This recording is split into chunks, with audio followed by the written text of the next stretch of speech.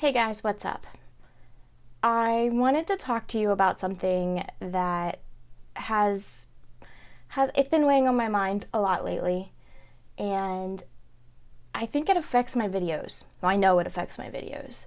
I have videos sometimes where I'm very upbeat and energetic, and you can just tell that I'm like speaking a mile a minute, and other times I feel like there's videos where I'm trying to do that and failing, and you can see it in my eyes.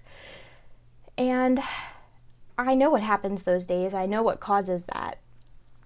I last year, I've lost a lot of friends to overdoses, but last year I lost two very important people in my life. In July, it was my friend's wife, who happened to also be Greg's like high school girlfriend, his first love essentially. And she is the girl that he was dating when we first met, and there was all that drama. And her and I have put that behind us. Like, the burned bridges are no longer burned. I can't even talk. I'm like trying to get this out. Okay. So then in October, I lost an ex. It's one of those things where, like, yeah, I loved him. So we weren't like officially dating. I'll go into more detail about it, but his name was Scott, and he is someone that's kind of always been in my life, and someone I always thought that would be in my life, and he's not anymore, and that sucks. And I met him when I was in high school. I met him through friends, and like we used together, and we were always just friends. Scott was the kind of guy who he had such great connections, and we would go to concerts, we would go to Bamboozle, and he would get me backstage, and he was just so much fun. We saw we saw Drake perform together. Lil Wayne was in Rikers, and they were playing, I don't even think it was Drake, I don't remember. It was Birdman and Drake, I don't remember. It really doesn't matter. So I saw so many bands with him. I went to Warped Tour, we went to Bamboozle, we went to different concerts, and he was just always part of my life. And then he got clean, and I got clean, and every time I saw him, I was so excited. But we were friends until I got divorced, and then he came into my life in a different way. And this relates to Greg, and I can explain it more in a video about Greg. But when I moved down to South Carolina, I knew that he just wasn't in the best place. And I chose Greg. I chose to be there. And it hurt me to know that, like, I just watched him. I watched him fade away through pictures because he didn't want to talk to me anymore because I chose to be with Greg. And I could see him when he would get clean, and I could see how well he was doing, and I could see him just fade away again. And we didn't get to talk as much as we used to, and I didn't think it was going to happen to him. I thought he would be okay. He had gotten clean, he graduated from college, he had a good job, and everything was going so well, and I thought that it was going to stay that way. And the same thing happened to Molly. Like, she got clean, she went to school, she became like a court reporter, I forget what they're called, and she bought a house, and she was doing so well, and she married my friend. And that's, I think, the scariest part is, like, why did they relapse? What happened in their life? What were they not doing that let that happen? I question that a lot. I question why I was able to get out of it, why I was able to walk away from it when Scott wasn't. So this Saturday, I had that really bad day when my car got hit. And the night before, I had a dream about Scott, and I have them all the time. All the time.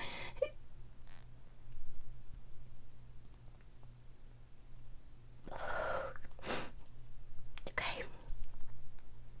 And sometimes they're good dreams. Sometimes we get to do things, like we get to relive events that we did before. Sometimes we get to do new things, and sometimes they're bad.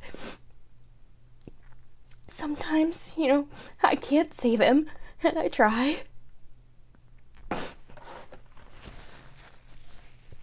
And I have dreams about Molly, and Greg does too, and he has great dreams about Scott, and when it happens, it affects me. It affects us. It affects us deep down.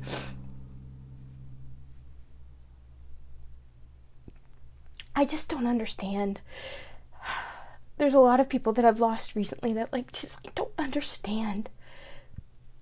You know, we lost Greg's sister in 2015, and that was hard. I had lost a friend the same month, but Jenna was hard. And my grandfather passed away the same week from cancer, so it was I knew that was happening, I knew that was coming, and then with Jenna, it's you always expected it to happen, but you didn't want it to happen, and it did. And then it was a couple years of losing friends, but they weren't my close friends. And as bad as that sounds, it was good. And then last year happened. It was bad. My friend's wife was the one that overdosed in July. He has a daughter and with another girl, and she died in October, the same day as Scott. 2 people in one day. 2 people, big people in my life. I guess I'm making this video so that you know that I'm not just this YouTube personality that's always going to be on. I struggle with survivor's guilt a lot. I feel like a fraud a lot. I don't know why. And if you're in active addiction, just know that you're loved. I know that you might not think that right now, but I promise that somebody loves you this much. Somebody loves you this much and doesn't want to lose you. And I'm looking forward to telling Scott's story. I mean, he's just a big person in my life. But he's not there anymore, so I can't even listen to music anymore. And music is the biggest part of who I am, and I can't listen to any music anymore. I don't know. I wanted to let you guys know that if I ever seem off, that's probably what's going on.